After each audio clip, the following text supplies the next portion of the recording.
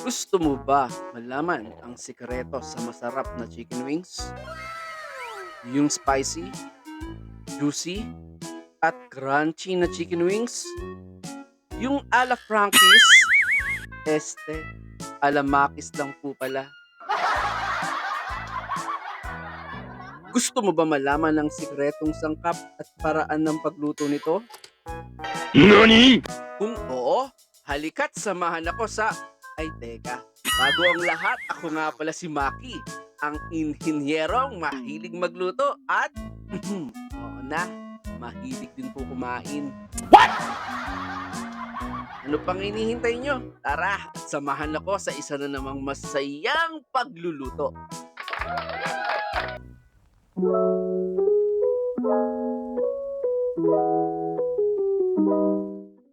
Bago tayo magluto, i-click sa ibaba ang subscribe button and notification bell para lagi kang updated kung may bago tayong recipe. Para sa ating recipe, gagamit tayo ng 1 kilogram of chicken wings. Siguraduhin lamang na nahugasan at nalinisan ito ng mabuti bago gamitin. Idagdag ang 1 teaspoon of salt, 1 teaspoon of ground black pepper,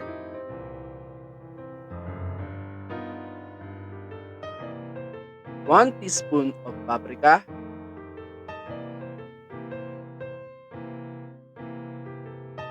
1 teaspoon of garlic powder, and 1 tablespoon of lemon or di kaya naman kalahating piraso ng lemon. At kung wala talaga, pwede tayong gumamit ng suka o vinegar. And lastly, para maging mas thicker and stable ang ating crust, gagamit tayo ng 2 pirasong itlog.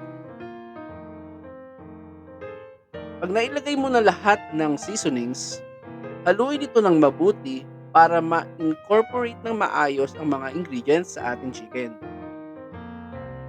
Gumamit ng gloves o di kaya maghugas mabuti ng kamay at siguraduhin malinis din ang ating kuko sa paghahalo. I-plastic wrap or takpan ng ating chicken. Then i-marinate natin ito sa ref for at least an hour.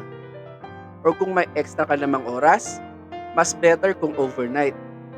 Magiging mas malasa ang chicken natin ito.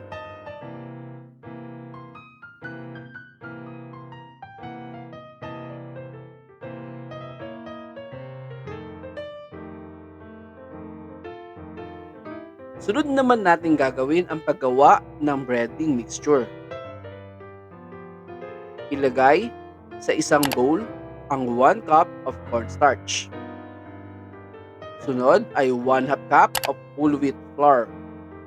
Ito yung sinasabi ko sa inyo kanina na isang sangkap na siguradong magpapakrunchy sa inyong chicken. And kung wala naman kayo nito, pwede nyo itong palitan ng all-purpose flour lang. Pero kung meron kayong mahanapan ng whole wheat flour, mas recommended ito kasi mas magiging sure na crunchy ang inyong chicken wings.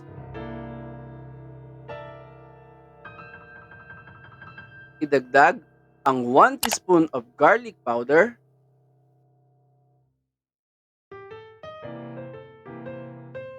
1 teaspoon of paprika,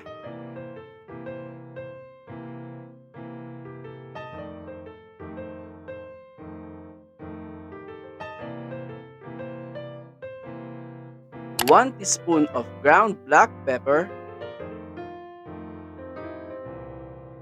and 1 teaspoon of salt. Haluin lamang ng mabuti ang lahat ng dry ingredients para ma-incorporate ito into one mixture. I-coat ang chicken sa nagawa nating breading mixture. Siguraduhin lamang na lahat ng sides ng chicken ay malagyan ng breadings. Pwede kang gumamit ng gloves or di kaya naman tong para sa procedure na ito. Pwede rin naman kamayin, siguraduhin lamang na naghugas tayo ng kamay at malinis ang ating mga kuko.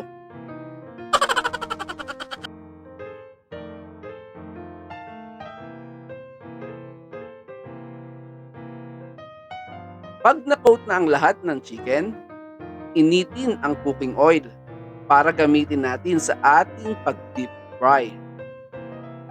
Siguraduhin lamang na hot enough ang ating cooking oil. About 350 degrees Fahrenheit kung meron ka thermometer.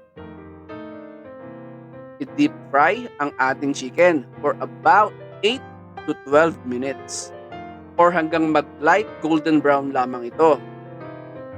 Tandaan lamang iwasan bumaba ang temperature ng cooking oil habang nagdi-deep fry ka.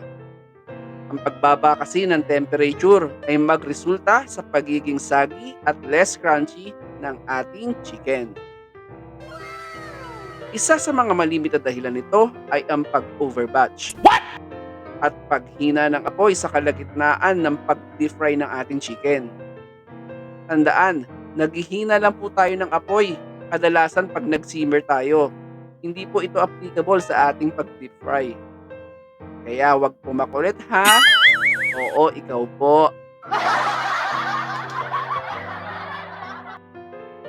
Pag nag-light and golden brown na ang ating chicken, hanguin ito at let it rest for about 10 minutes. Ang sunod naman natin gagawin ay ang pag-second fry or pag-double fry sa ating chicken wings. What? Yes guys, ipiprito nga natin ulit pero for about 5 to 8 minutes lamang. Isa ito sa technique na sinasabi ko sa inyo para masigurong magiging crunchy ang ating chicken wings. Pero bakit nga ba kailangan i-double fry ang ating chicken wings?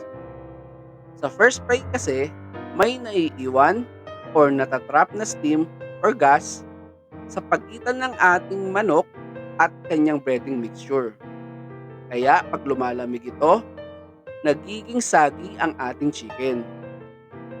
Sa pagdo-double fry or pagsi-second fry natin, prevent natin mangyari ang ganitong senaryo. So, ang resulta, magiging crunchy ang ating chicken wings. This time naman gagawa tayo ng ating spicy buffalo sauce. Lulutuin natin to under low fire lamang. Isahan na natin. I-melt ang 1/4 cup of butter sa isang pan. Hanggang sa mag-bubbles or mag-simmer lang ito. Tandaan, huwag natin hayaang masunog ang butter, pero pwede naman yung may konting browning. NANI?! Sunod, ilagay ang 1 cup of tomato sauce or ketchup. Haluin lang ito ng mabuti.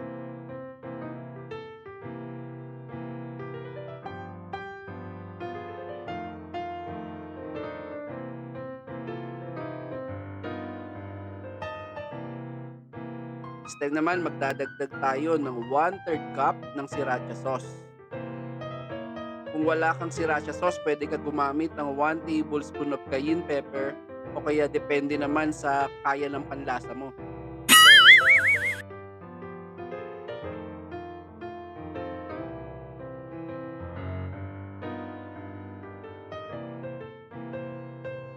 Idagdag ang 1 teaspoon of ground black pepper, 1 teaspoon garlic powder,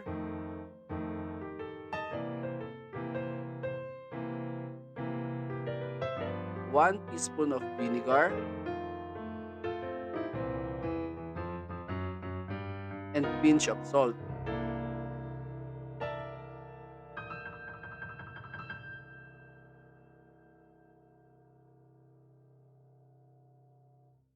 And lastly, magdadagdag rin tayo ng 2 teaspoon of cayenne pepper.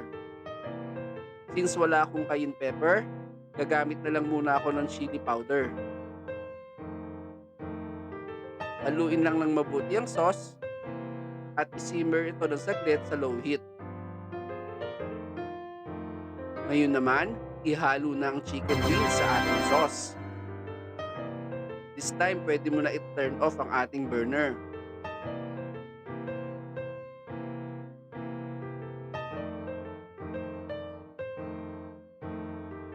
Siguraduhin lang na na-coat ang lahat ng sides ng chicken kagaya ng nakikita nyo sa video. And tada! Meron na tayong spicy chicken wings a la Frankie's! Alamakis po pala.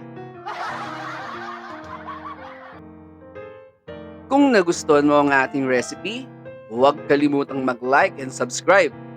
At mag-comment ka na rin para ma-shoutout kita sa susunod kong upload. Yun lang. See ya! Peace! Zombie apocalypse.